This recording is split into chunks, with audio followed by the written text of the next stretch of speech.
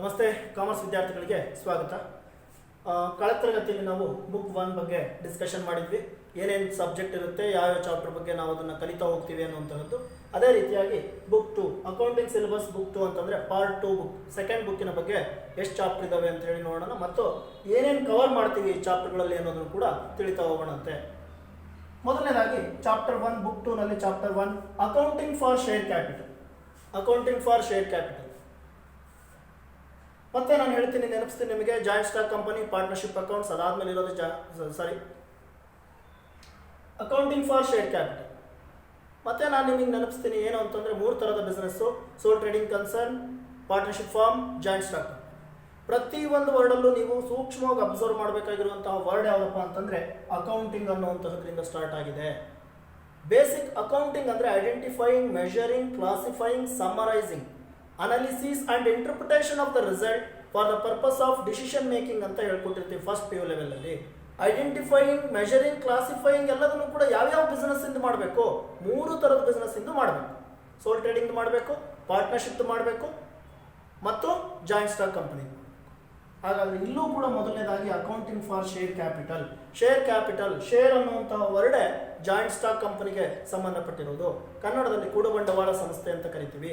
ಕೂಡುಬಂಡವಾಳ ಸಂಸ್ಥೆಯ ಲೆಕ್ಕಗಳು ಇಡೀ ಕಂಪ್ಲೀಟ್ ಬುಕ್ಕು ಒಂದು ಮಾತನ್ನು ಹೇಳಿ ಸರ್ ಅಂತಂದರೆ ಜಾಯಿಂಟ್ ಸ್ಟಾಕ್ ಕಂಪನಿ ಅಕೌಂಟ್ಸನ್ನು ಹೇಳ್ಕೊಡುತ್ತೆ, ಇನ್ಯಾವುದನ್ನು ಹೇಳ್ಕೊಡಲ್ಲ, ಬೇಸಿಕ್ಸ್. ಹಾಗಾಗಿ ಇದನ್ನು ನಾವು ಕಂಪನಿ ಅಕೌಂಟ್ಸ್ ಬುಕ್ ಅಂತ ಕರೆದ್ರು ತಪ್ಪಿಲ್ಲ. ಮೊದಲನೇದಾಗಿ ಅಕೌಂಟಿಂಗ್ ಫಾರ್ ಶೇರ್ ಕ್ಯಾಪಿಟಲ್. ಈ ಚಾಪ್ಟರ್ ಏನು ಕಲಿತೀರಪ್ಪ ನೀವು ಅಂತಂದರೆ, ಸೋಲ್ ಟ್ರೇಡಿಂಗ್ ಕನ್ಸರ್ನ್ ಅಲ್ಲ ಆದರೆ ಬಿಸ್ನೆಸ್ ಸ್ಟಾರ್ಟ್ ಮಾಡೋದು ಬಹಳ ಸುಲಭ. Commenced business with cash, simple journal entry, cash account data to capital account, finish. ಪಾರ್ಟ್ನರ್ಶಿಪ್ನಲ್ಲಾದರೆ ಸ್ವಲ್ಪ ಬದಲಾವಣೆ ಅಷ್ಟೇ, ಅದು ಕೂಡ ಸಿಂಪಲ್ಲೇ. A and B commenced business with capital ಅಂತಂದರೆ ಜರ್ನಲ್ ಎಂಟ್ರಿ ಏನಾಗುತ್ತೆ ಅಂತಂದರೆ ಹೀಗಾಗುತ್ತೆ: cash account data to A capital account to B capital account. XYZ 3 ಜನ ಇದ್ದರೆ ಬಿಸ್ನೆಸ್ ಸ್ಟಾರ್ಟ್ ಮಾಡಿದ್ರೆ 3 ಜನ ಬಂಡವಾಳ ಹಾಕ್ಬಿಟ್ಟು cash account data to X capital account to Y capital account to Z capital account ಕಲಿಸ್ತೀವಿ ಅದನ್ನು ಬುಕ್ 1 ಅಲ್ಲಿ ಪಾರ್ಟ್ನರ್ಶಿಪ್ ಮಾಡಬೇಕಾದ್ರೆ. ಆದರೆ ಜಾಯಿಂಟ್ ಸ್ಟಾಕ್ ಕಂಪ್ನಿನಲ್ಲಿ ಆಗಾಗಲ್ಲ. ಯಾಕಂದರೆ ಕಂಪ್ನಿ ಅಂತಂದರೆ ಎಷ್ಟೋ ಜನ ಇರ್ತಾರೆ ಮತ್ತು ಸಾರ್ವಜನಿಕರಿಂದ ಹಣವನ್ನು ಇದು ಕಲೆಕ್ಟನ್ನು ಮಾಡುತ್ತೆ, ಕ್ಯಾಪಿಟಲ್ ಅಮೌಂಟನ್ನು. ಯಾವುದು? ಕಂಪನಿ. ಮತ್ತು ಇದಕ್ಕೆ ಪ್ರಮೋಟರ್ಸ್ ಅಂತ ಎಲ್ಲ ಬರ್ತಾರೆ. ಹಾಗಾದರೆ ಒಂದು ಶೇರ್ ಕ್ಯಾಪಿಟಲಿನ ಕಂಪನಿ ಅಕೌಂಟ್ಸಿನ ಲೆಕ್ಕ ಮಾಡೋದು ಹೇಗೆ ಅನ್ನೋಂಥ ಒಂದು ಬೇಸಿಕ್ಸಿಂದ ಹೇಳ್ಕೊಡ್ತೀವಿ. ಅಂದರೆ ಒಂದು ಮಾತನ್ನು ಹೇಳಿ ಸರ್ ಅಂದರೆ ಕಂಪ್ಲೀಟ್ ಚಾಪ್ಟರ್ ನಿಮಗೆ ಜರ್ನಲ್ ಎಂಟ್ರಿ ಆಗಿದೆ. ಕಂಪ್ಲೀಟ್ ಚಾಪ್ಟರ್ ನಿಮಗೆ ಜರ್ನಲ್ ಎಂಟ್ರಿನ ಕಲಿಸ್ತೀವಿ, ಕಂಪನಿ ಅಕೌಂಟ್ಸಿನ ಜರ್ನಲ್ ಎಂಟ್ರಿಗಳನ್ನ ಕಲಿಸ್ತೀವಿ, ಎಲ್ಲ ಥರದಲ್ಲೂ ಕೂಡ ಲೆಕ್ಕ ಮಾಡೋದು ಹೇಗೆ ಅಂತ. ಹಾಗೆ issue and redemption of debentures ಅಂತ ಇನ್ನೊಂದು ಸೆಕೆಂಡ್ ಚಾಪ್ಟರ್ ಇದೆ. ಡಿಬೆಂಚರ್ ಅಂದರೆ ಏನು? ಸಾಲ ಪತ್ರ.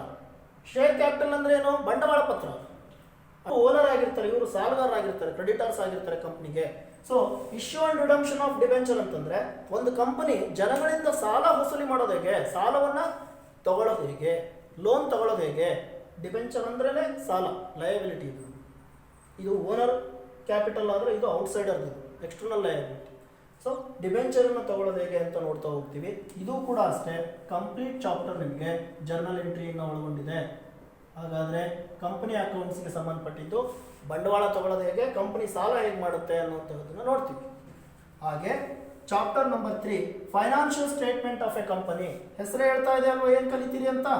Financial statements. ಸೋಲ್ ಟ್ರೇಡಿಂಗಿಂದನೂ ಮಾಡಿದಿರಿ, trading account, profit and loss account, balance sheet. Company ಅಕೌಂಟ್ಸಲ್ಲಿ ಮಾಡೋಕ್ಕೂ ಮುಂಚೆ ಪಾರ್ಟ್ನರ್ಶಿಪ್ಪಲ್ಲಿ ಒಂದು ಮಾತು ಹೇಳಿದ್ದೆ: trading account, profit and loss account, ಒಂದು ಎಕ್ಸ್ಟ್ರಾ P&L ಅಪ್ರಾಪ್ರಿಯೇಷನ್ ಅಕೌಂಟ್ ಮತ್ತು ಬ್ಯಾಲೆನ್ಸ್ ಶೀಟ್.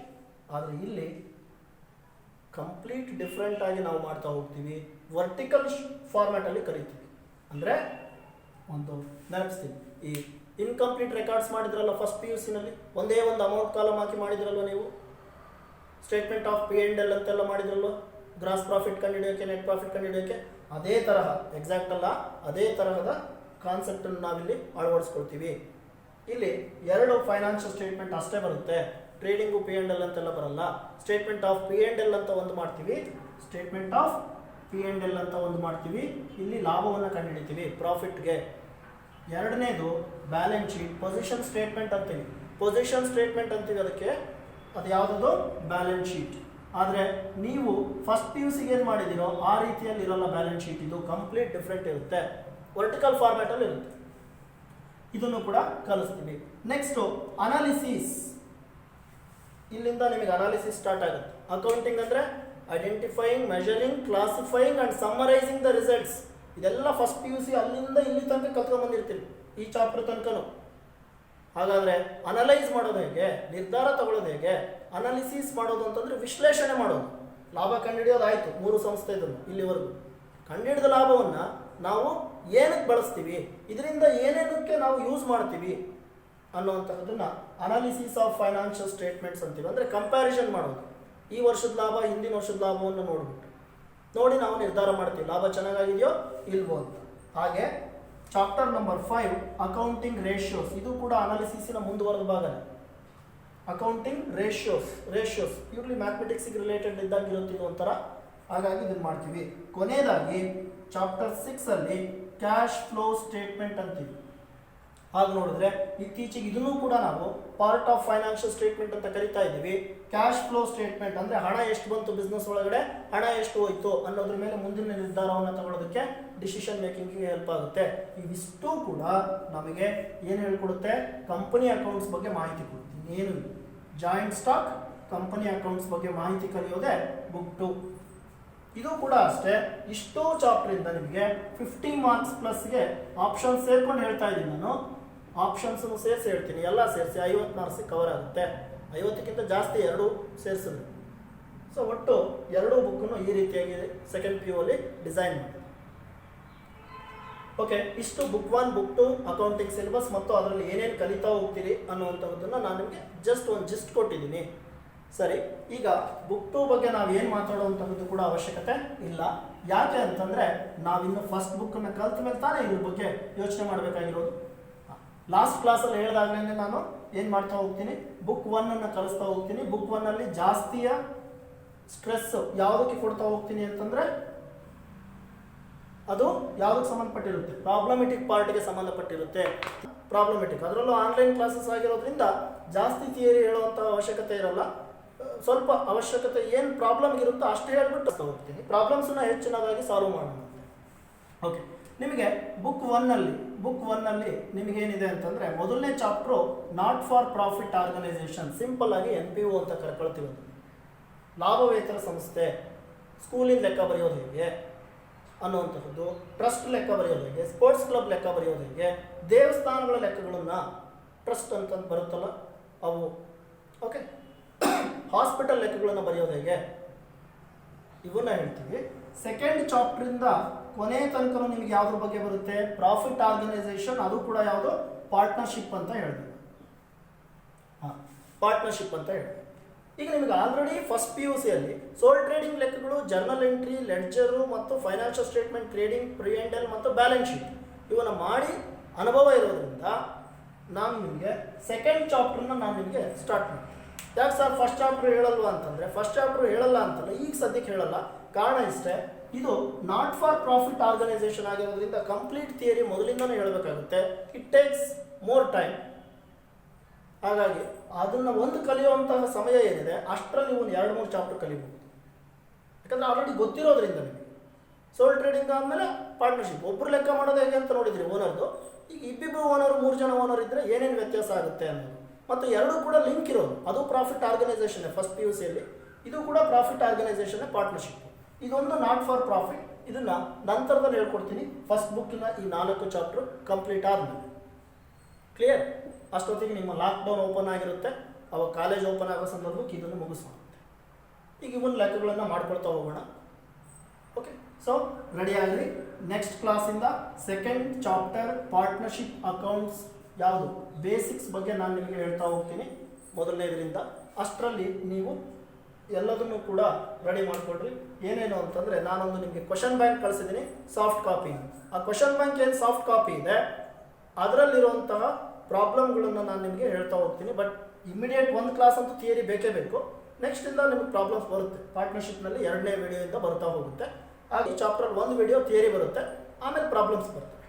ಹಾಗಾಗಿ ಅಷ್ಟರೊಳಗಡೆ ರೆಡಿ ಮಾಡಿಕೊಳ್ಳಿ. ಏನೇನು ಅಂತಂದರೆ ನಿಮ್ಮ ಮನೆಯಲ್ಲಿರುವಂಥ ಹಳೆಯದು ಯಾವುದಾದ್ರೂ ಒಂದು ಲಾಂಗ್ ಎಕ್ಸಸೈಸ್ ಇದ್ದರೆ ಆ ಒಂದು ಎಕ್ಸಸೈಸನ್ನು ರೆಡಿ ಮಾಡಿಕೊಳ್ಳ್ರಿ. ಓಕೆ, ನೋಟ್ಬುಕ್ ಇರಲಿ, ಒಂದು ಹಳೇದಿದ್ರೂ ಆಯಿತು ಸದ್ಯಕ್ಕೆ, ಬಟ್ ಅದರಲ್ಲಿ ಅಕೌಂಟ್ಸ್ ಮಾತ್ರ ಬರೆದಿರುವಂಥದ್ದು ಇರಲಿ. ನೋಟ್ಬುಕ್ ಒಂದಿರಲಿ. ಲಾಂಗ್ ಇದ್ದರೆ ಒಳ್ಳೆಯದು, A4 ಸೈಜ್ ಇದ್ದರೆ ಇನ್ನೂ ಒಳ್ಳೆಯದು. ವೈಟ್ ಆರ್ ರೋಲ್ಡ್ ನಿಮಗೆ ಬಿಟ್ಟಿದ್ದು. Second, get me a calculator, ಒಂದು ಕ್ಯಾಲ್ಕುಲೇಟರ್ ರೆಡಿ ಮಾಡಿ, ಸರಿನಾ? ಆಮೇಲೆ ನಾನು ನಿಮಗೊಂದು ಕ್ವಶನ್ ಬ್ಯಾಂಕ್ ಕೊಟ್ಟಿದ್ದೀನಿ, ಆ ಕ್ವಶನ್ ಬ್ಯಾಂಕ್ ಸಾಫ್ಟ್ ಕಾಪಿ ಇದೆ, ಒಂದು ಬುಕ್ಸು ಕೂಡ ಕಳಿಸ್ಕೊಟ್ಟಿದ್ದೀನಿ, ಸಾಫ್ಟ್ ಕಾಪಿ ಬುಕ್ 1 ಕಳಿಸ್ಕೊಟ್ಟಿದ್ದೀನಿ. ಏನಾದರೂ ಇದ್ದರೆ ಅದರಲ್ಲಿ ಇರೋದನ್ನು ನೋಡ್ಕೊಳ್ರಪ್ಪ ಇಷ್ಟೇ ಪೇಜು ಅಂತ ಹೇಳಿರ್ತೀನಿ ಪ್ರಾಬ್ಲಮ್ ಮಾಡಬೇಕಾದ್ರೆ. ಇನ್ನು ಕ್ವಶನ್ ಬ್ಯಾಂಕ್ ಒಂದಿದೆ ನಾನು ಕೊಟ್ಟಿರುವಂಥದ್ದು ನಿಮಗೆ. ಈ ಕ್ವಶನ್ ಬ್ಯಾಂಕಲ್ಲಿ ಬರೀ ಕ್ವಶನ್ಸ್ ಇರ್ತಾವೆ, ನಿಮ್ಗೆ ಆನ್ಸರ್ ಇರಲ್ಲ, ಆನ್ಸರ್ ನಾನು ಮಾಡಿಸ್ತೀನಿ. ಈ ಕ್ವಶನ್ ಬ್ಯಾಂಕ್ ಏನೇನಿದ್ದಾವೆ ಇದರಲ್ಲಿ ಪಾರ್ಟ್ ಎ ಪಾರ್ಟ್ ಬಿ ಅಂತೆಲ್ಲ ಕೇಳ್ಬಿಟ್ಟು ಅವನು ಥಿಯರಿ ಪ್ರಾಬ್ಲಮ್ಸ್ ಎಲ್ಲ ಕೊಟ್ಟಿದ್ದಾನೆ. ಸೊ ಈಗ ಪ್ರಾಬ್ಲಮ್ಸ್ಗಳನ್ನು ನಾವು ಜಾಸ್ತಿ ಒತ್ತು ಕೊಡೋಣ, ಥಿಯರಿ ಒಂದು ಸ್ವಲ್ಪ ಎಕ್ಸ್ಪ್ಲನೇಷನ್ ಕೊಡ್ತೀನಿ ಅಂತ ಹೇಳಿದ್ದೀನಿ. ಈ ಕ್ವಶನ್ ಬ್ಯಾಂಕಲ್ಲಿ ಎಷ್ಟು ಮಿನಿಮಮ್ 3 ಪ್ರಾಬ್ಲಮ್ಸನ್ನು ಹೇಳ್ತೀನಿ, ಪೇಜ್ ನಂಬರ್ ಸಮೇತ ಸೇರಿಸಿ. ಆ 3 ಪ್ರಾಬ್ಲಮ್ಸನ್ನು ಒಂದು ಹಾಳೆನಲ್ಲಿ ನೀವು ಬರೆದಿಟ್ಕೊಳ್ರಿ, ಅಥವಾ ಒಂದು ಕಡೆ ಎಲ್ಲಾದ್ರೂ ಅದನ್ನು ಪ್ರಿಂಟ್ಔಟ್ ಸಾಧ್ಯ ಆದರೆ ನಿಮ್ಮ ಮನೆಗಳಲ್ಲಿ ಕಂಪ್ಯೂಟ್ರೋ ಏನಾದರೂ ಇದ್ದರೆ ಫುಲ್ ಕ್ವಶನ್ ಬ್ಯಾಂಕ್ ತೊಗೊಂಡ್ರು ಓಕೆ, ಅಥವಾ ಯಾರಾದರೂ ನಿಮ್ಮ ಸೀನಿಯರ್ಸ್ ಆಲ್ರೆಡಿ ನಿಮಗೆ ಕೊಟ್ಟಿದ್ರೆ ಇನ್ನೂ ಒಳ್ಳೇದು ಇರುತ್ತೆ ನಿಮ್ಮ ಹತ್ರ. ಇಲ್ಲ ಅಂದರೆ ಒಂದು 2-3 ಪ್ರಾಬ್ಲಮ್ ಬರೆದಿಟ್ಕೊಳ್ರಿ, ಆ ಪ್ರಾಬ್ಲಮ್ಸು ಅದನ್ನು ನಾನು ನಿಮಗೆ ಇಷ್ಟನೇ ಪ್ರಾಬ್ಲಮ್ ಅಂತ ಹೇಳ್ತೀನಿ, ಅದನ್ನು ಆನ್ಸರ್ ಸಾಲ್ವ್ ಮಾಡಿಸ್ತಾ ಹೋಗ್ತೀನಿ ವಿತ್ ಎಕ್ಸ್ಪ್ಲನೇಷನ್. ಸುಮ್ಮನೆ ಬೋರ್ಡ್ ಮೇಲೆಲ್ಲ ಬರಿತಾ ಹೋಗಲ್ಲ, ವೇಸ್ಟು, ನೋಡೋದು ವೇಸ್ಟು, ನಾನು ಮಾಡೋದು ವೇಸ್ಟ್ ಕ್ಲಾಸಸ್. ಹಾಗಾಗಿ ವಿತ್ ಎಕ್ಸ್ಪ್ಲನೇಷನ್ ಕಾನ್ಸೆಪ್ಟ್ ವೈಸ್ ಹೇಳ್ತಾ ಹೋಗ್ತೀನಿ. ನೆಕ್ಸ್ಟ್ ಹೋಮ್ವರ್ಕು ಅದೆಲ್ಲದನ್ನು ಕೂಡ ಸಾಲ್ವ್ ಮಾಡ್ತಾ ಹೋಗೋಣ. And our second PU classes will continue like this. Clear? ಇಷ್ಟೊತ್ತು ನನ್ನ ಕ್ಲಾಸ್ ಏನು ನೋಡಿದ್ದೀರಿ ಇವನ್ನ ರೆಗ್ಯುಲರಾಗಿ ನೋಡ್ತಾ ಇರಿ, ಆವಾಗ ನಿಮಗೊಂದು ಅಕೌಂಟ್ಸ್ ರೆಡಿ ಆಗುತ್ತೆ, ಸಬ್ಜೆಕ್ಟ್ ರೆಡಿ ಆಗುತ್ತೆ, ಈಸಿಯಾಗಿ ನಿಮಗೊಂದು ಕಾನ್ಫಿಡೆನ್ಸ್ ಬರುತ್ತೆ. ಸೆಕೆಂಡ್ PUC ಮುಂದಿನ ವರ್ಷಕ್ಕೆ ನೀವು ಎಕ್ಸಾಮಿನೇಷನ್ ಬರೆಯುವಂಥ. ನಿಮ್ಮ ಕಾಲೇಜ್ ಲೇಟಾಗಿ ಸ್ಟಾರ್ಟ್ ಆಗಬಹುದು, ಏನೊಂದು 15 ದಿವಸ ತಿಂಗಳು ಲೇಟಾಗಿ ಎಕ್ಸಾಮಿನೇಷನ್ ಸ್ಟಾರ್ಟ್ ಮಾಡಬಹುದು, ಅಥವಾ ಕಾಲೇಜ್ ಲೇಟಾಗಿ ಸ್ಟಾರ್ಟ್ ಆಗಿರೋದಕ್ಕೆ ನಿಮಗೆ ದಸರಾ ಹಾಲಿಡೇಸ್ ಕೊಡದಲ್ಲೇ ಇರಬಹುದು. ನೀವು ಇದನ್ನು ಯೋಚನೆ ಮಾಡಬೇಕಲ್ಲ, 2 ದಿಕ್ಕಿನಲ್ಲಿ ಯೋಚನೆ ಮಾಡಬೇಕಲ್ಲ. ನಿಮಗೆ ನೆಕ್ಸ್ಟ್ ದಸರಾ ಹಾಲಿಡೇಸ್ ಸಿಗಬಹುದು, ಸಿಗದೇ ಇರಬಹುದು. ಕ್ಲಾಸಸ್ ನಡೆಸ್ರಿ ಎಕ್ಸ್ಟ್ರಾ ಅಂದ್ಬಿಟ್ರೆ ಆವಾಗ ಓದೋದಕ್ಕೆ ಜಾಸ್ತಿ ಟೈಮ್ ಸಿಗಲ್ಲ. ಈಗಲಿಂದನೇ ಎಲ್ಲದನ್ನು ಪ್ಲಾನ್ ಮಾಡಿಕೊಳ್ಳ್ರಿ, ಸರಿನಾ? ಓಕೆ. ಇಷ್ಟೊತ್ತು ನನ್ನ ಕ್ಲಾಸಸ್ಸನ್ನು ಕೇಳಿ ಇದು ನಿಮಗೆ ಇಷ್ಟ ಆಗಿದೆ ಅಂತಂದರೆ ನನ್ನ ಚಾನಲ್ ಸಬ್ಸ್ಕ್ರೈಬ್ ಮಾಡಿ, ವಿಡಿಯೋ ಲೈಕ್ ಮಾಡಿ ಅಂತ ಹೇಳ್ತಾ ನಾನು ನನ್ನ ಕ್ಲಾಸನ್ನು ಮುಗಿಸ್ತಾ ಇದ್ದೀನಿ. ನೆಕ್ಸ್ಟ್ ಚಾಪ್ಟರ್ 2 ಪಾರ್ಟ್ನರ್ಶಿಪ್ ಅಕೌಂಟ್ಸ್ ಬೇಸಿಕ್ಸನ್ನು ನಾವು ಡಿಸ್ಕಷನ್ ಮಾಡೋಣ ನೆಕ್ಸ್ಟ್ ಕ್ಲಾಸಲ್ಲಿ. Okay, thank you very much. ನಮಸ್ತೆ.